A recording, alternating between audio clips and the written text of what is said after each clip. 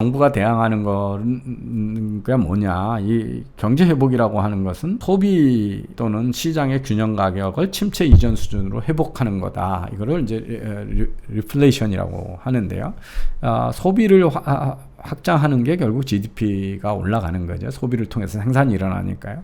그런데 이제 두 가지 방법이 있죠. 하나는 확정적 통화 정책에서 통화량을 증가시키는 거고, 지금 양적 완화로 전 세계가 퍼부어되는 게 있습니다. 두 번째가 지금 우리가 알고 있는 뉴딜 정책, 확정적 재정 정책이 있습니다. 그래서 정부가 경기를 활성화하기 위한 정책, 피스칼 스티뮬러스라고 하죠. 재정 지출 확대를 합니다.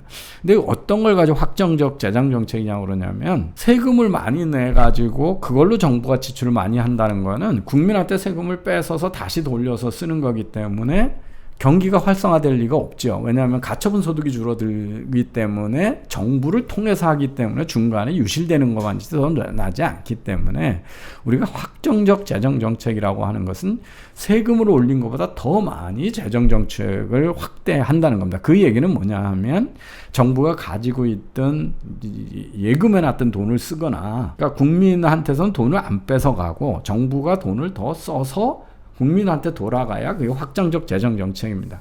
근데 대부분 지금 정부는 세이빙이 없죠. 그래서 대개는 빚만 있잖아요. 그런데 거기서 세금보다 더 올리는 것보다 더 많은 돈을 쓰려면 결국 적자를 늘리면서까지 사업을 벌이는 거, 이게 확정적 재정 정책이고 뉴딜 정책입니다. 이론적으로 이게 경제를 활성화시키려면 국민들한테 돌아가는 돈이나 취업 기회나 소비 기회가 많아야 되는 거기 때문에, 바로 이 세금을 늘리는 것보다 많은 재정 지출을 정부가 늘리는 것, 이게 확장적 재정 지출의 정의다, 이렇게 보시면 되고요. 그래서 과연 미국이 총수요 또는 고용 창출 효과 또는 이런 수요를 늘리는데 얼마나 효과가 있었느냐, 그 소위 미국의 뉴딜 정책 동안에 30년대의 재정 정책이 과연 뉴딜 정책을 끝냈는가에 대한 아주 중요한 논문이 바로 캐리 브라운이라고 하는 MIT의 경제학 교수가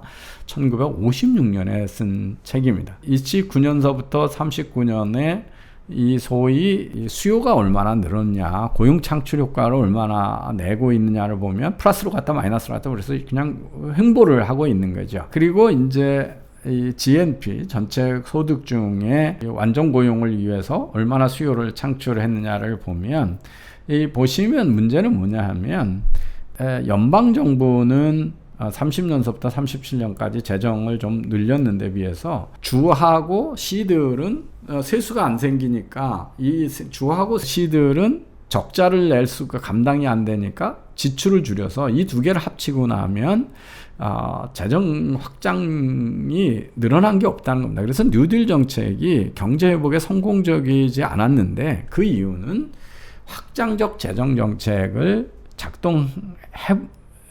그 확장적 정책이 성공적이지 않아서가 아니라 그런 정책을 시행하지도 않았다라고 하는 것을 밝히고 있습니다. 또한 여기에 이제 하버드의 경제학 교수인 엘빈 하비 한슨도 똑같은, 한센은 미국에서 미국의 케인즈라고 불리는, 아메리칸 케인즈라고 부르는, 그 케인즈는 이제 영국 사람이기 때문에 미국에다 케인즈의 경제 사상을 전파시켰던 하버드의 경제학 교수입니다. 이분마저도 1937년까지 미국의 생산량이 견조하게 회복을 했는데, 사실 대공황 이전이나 진행 중에도 정부가 진정한 재정 확장 정책은 사용한 적이 없다. 그래서 후보 때문에 경제가 회복됐다라고 하는 것은 역사적으로 맞지 않는 이야기라는 것을 여러 사람이 증언하고 있습니다. 여기 또 하나의 이제 유명한 논문이 크리스티나 로머라고 UC 버클리의 경제학 교수인데요. 여자 교수죠. 무엇이 대공황을 끝냈나 해서 1992년에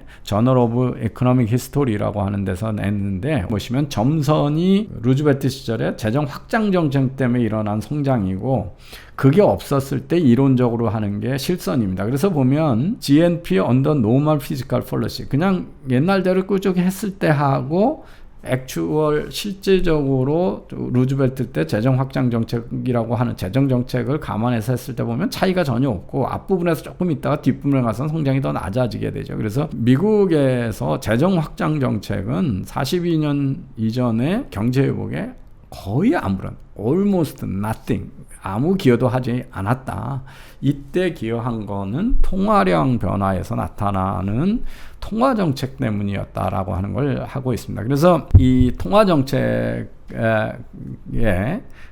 관한 건데요. 여기 보시면 프라이스 피시백이라고 하는 애리조나의 경제학 교수고, 제가 애리조나 교수로 있을 때 자주 만났던 동료 교수기도 합니다. 이 옥스퍼드 리뷰 오브 이코노믹 팔리시의 2010년에 1930년에 미국의 통화와 재정 정책이라고 하는 거를 썼는데요. 그래서 여기도 똑같은 얘기를 합니다. 빨간색이 정부의 지출입니다. 그래서 29년에 비해서 한 20% 정도 39년까지 증가를 하죠. 그리고 수입이 어떻게 되느냐, 그 녹색입니다. 그래서 수입도 정부가 이제 세금을 걷어들인 거죠. 그것도 10%가 증가했죠. 그러니까 정부의 재정 적자는 1939년까지 한 10%, 제로에서 10%까지 낮아졌다가 36년까지 낮아졌다. 재정 이제 적자가 커졌다가 다시 회복이 됐다가 좀 낮아지고 그렇게 됐습니다. 그 다음에 이제 밑에 자색이 퍼플색이 뭐냐면 매해 2019년에 소득에 비해서 얼마가 소득이 줄었냐 보면 29년서부터 33년까지 소득이 2029년에 비해서 어마어마하게 줄어들었죠. 그리고 34년서부터 쭉 올라가는데 그때 눈에 띄게 무슨 정부의 지출이 소득보다 많은, 그러니까 그게 별로 없었다라고 하는 거죠. 그거하고 비례해서 나타나지 않는다는 거죠. 그래서 32년서부터 39년까지 재정 적자 폭은 거의 일정한데 33년도 회복이 쫙 되는 걸 봐서 소위 케인지안의 재정 확장 정책은 정부의 재정에 마이너스를 늘려서, 그러니까 세금은 들었고 지출을 늘려서 경기를 회복하는 건데 그런 현상은 나타나지 않았다라고 이구동성으로 얘기를 하고 있습니다. 그래서 줄리안 젤리저라고 하는 잊혀진 뉴딜 정책의 잊혀진 레가시라고 하는 걸 통해서 이때 1933년에서 38년까지의 재정 정책을 확장으로 쓰지 않은 이유가 뭐냐 하면 그때 재정에 대해서 루즈벨트가 상당히 지금의 자유시장 경제주의들처럼 보수적인 견해를 갖고 있었다는 거죠. 그래서 그 당시에 다 이 보수적인 재정 정책이 사회적인 공감되었고, 그래서 루즈벨트는 후보 정부에 대해서 아주 정신없이 돈을 마구 써버리는 레클리스 스펜딩하고 있고, 평화시에, 우리 역사상 평화시에 가장 많은 돈을 쓰는 낭비적인 정부라고 공격을 많이 해왔다는 거죠. 그래서 정부 정책을 GDP하고 가버먼트 지출을 33년서부터 39년까지 보시면 그 GDP 늘어나는 것보다도 낮은 수두로 정부 지출이 늘어나서 확장적 재정 정책을 포기하지 않았고, 보시면 39년에 갑자기 거기서 꺾인 선이 나와서 밑에 짙은 색이 정부 지출인데 거기서 이제 지출이 확 느리는 것으로 임기 말기에서야 균형 재정 정책을 포기하는 것을 볼 수가 있습니다. 그래서 재정 정책을 확장적으로 쓰지 않았다 하는 거고요. 그럼 무엇이 회복을 시켰느냐? 아까 두 가지가 있습니다. 하나는 1910년, 20년 때 그 소위 포드 자동차를 비롯한 2차 산업혁명, 그러니까 컨베이어 벨트를 쓰고 전기가 오면서 일어났던 대량 생산의 생산성 향상이 30년대 불경기 중에서도 생산성을 높이는데 기여를 했다는 설이 하나 있고요. 그 이론이고, 그거는 이제 이전에 이미 생산성 향상에 대한 투자가 이루어졌다는 설명이고요. 또 하나는 이 크리스천 로머가 앞에서 설명드린 무엇이 불경기를 끝냈나 해서 우리가 아까 재정정책하고 통화정책이 있는데 이 통화정책 덕분이었다. 만약에 루즈벨트가 새로운 확장적 통화정책을 쓰지 않았을 게 그게 점선의 GDP 성장이고, 통화정책을 팽창적으로 써가지고 실제 구현된 성장은 실선입니다. 그래서 이 통화정책이 대부분의 성장을 설명한다라고 하는 거죠. 그래서 GDP 대비 통화량을 보면 1929년에서 33년 초기에 통화량을 많이 축소한 게 사실은 이 대공황을 가져오는데 어마어마한 문제가 생겼다. 이거는 밀턴 프리만하고 슈와츠가 얘기하는 통화량의 크런치, 컨트랙션을 시킴으로써 대공황을 가져오는 통화 정책. 그래서 그걸 교정하느라고 또 확 늘려놓으면 나중에 이제 또 이게 돌아와서 문제가 돼서 사실은 밀턴 프리만은 정부에 의한 독점적인 통화정책 제도를 폐지하고 연준이 없어야 된다는 이야기를 하는 이유가 이제 여기에 있습니다. 그래서 통화량이 1929년에서 33년까지 Great Contraction이고 33년에서 37년까지는 Great Expansion으로 이렇게 됐는데 당시의 근본인데 루즈벨트 대통령이 어떻게 했냐면 금과 달러의 환율을 2분의 1로 해서 같은 금을 가지고 달러를 2배를 살 수 있도록 함으로써 금이 미국으로 마구 몰려 들어오게 했고, 그래서 그게 지금의 이제 양적 완화 같은 통화량이 늘었는데 얼마나 많이 늘었냐 하면 1933년에 미국의 총 통화량이 우리로 얘기하면 지금 4조 원이죠. 상당히 이제 얼마나 세상이 변했는지 알 수 있는데요. 통화량이 4빌리언 달러였는데 1941년에 이게 23빌리언 달러가 되죠. 무려 6배 정도로 급증을 한 겁니다. 그러니까 8년 사이에요. 그래서 이제 이 통화량의 성장을 보시면 23년에서 31년까지 통화량을 급등을 줄였다가 급증을 시키죠. 그래서 32년서부터 36년까지 있죠. 그러면서 그 다음에 회복되던 경제가 다시 반대로 움직이기 시작합니다. 그래서 37년에서 38년은 루즈벨트에 의한 경기 침체다 이렇게 얘기를 한 통화량 관리에 실패를 해서, 그래서 보시면 통화량이 얼마나 늘어났는가 33년서 보시면 이 빨간색이 이제 연방중앙은행이 가지고 있는 총 금의 보유액이고요. 밑에 파란색이 예금 잔고고 현금 및 주식 잔고는 안 올랐는데 금의 예금 잔고도 별로 안 올랐는데 금이 많이 돼가지고 그렇게 되고요. 근데 이제 금을 첫 번에는 연준이 가지고 있다가 그거를 재무성한테다가 주고 대신 골드 서티피켓을, 그래서 그게 화폐성 금 보유라고 하는 겁니다. 금이 화폐성 금이라고 하는데 금 보증서죠. 이걸 갖다 주면 금을 준다라고 하는 일종의 재무성이 약속어음을 줘놓고 연준으로부터 금을 받아서 실제적으로 금에 대한 혜택은 재무부가 다 가져가고 연준에서, 그래서 이제 그 화폐성 금 보유액이라고 하는 게 실제 금은 재무성한테 다 주고 자기는 금 서티피케트만, 골드 서티피케트만 받았다라고 하는 겁니다. 이 금 보유가 많아지고 통화량이 확지되니까 실질 금리가 내려갔고, 그래서 금리가 내려가니까 두 번째 보시면 이제 왼쪽부터 첫 번째 보는 게 이 소위 기업 어음의 이자율이거든요. 보시면 33년서부터 이자율이 낮아졌잖아요. 그러니까 이제 통화량이 많아지니까 이자율이 낮아진 겁니다. 그래서 어음에 대한 할인율이 낮아진 거고요. 보시면 실질 금리가 두 번째 그래프에서 점선이고요. 그러다 보니까 금리가 낮아지니까 투자가 많이 올라간 거죠. 실선이 이제 고정자산 투자입니다. 그래서 33년도 고정자산 투자가 일어나고요. 세 번째가 보면 그래서 소위 내구재에 대한 금리가 싸지니까 집이나 자동차나 이런 걸 사게 되는 거죠. 그래서 내구재의 소비자 지출이 확 늘어나서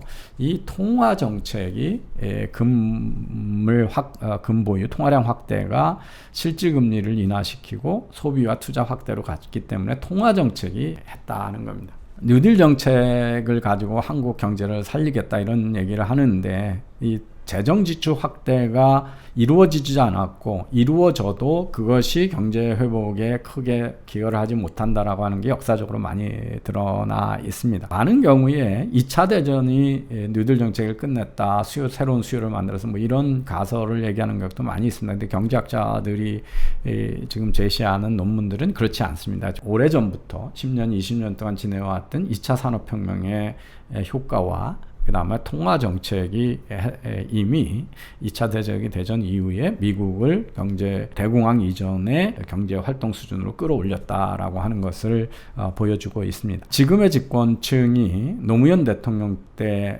그때도 15년 전입니다. 지금부터 2004년에 어떻게 했냐면 10조대 한국형 뉴딜 정책을 해서 소득 2만 불을 달성하겠다라고 했습니다. 그때 한국형 뉴딜 정책을 쓴다고 그랬죠. 그때 뉴딜 정책을 뭐로 포장을 했냐면 공공기관 지방 이전 및 혁신도시 건설,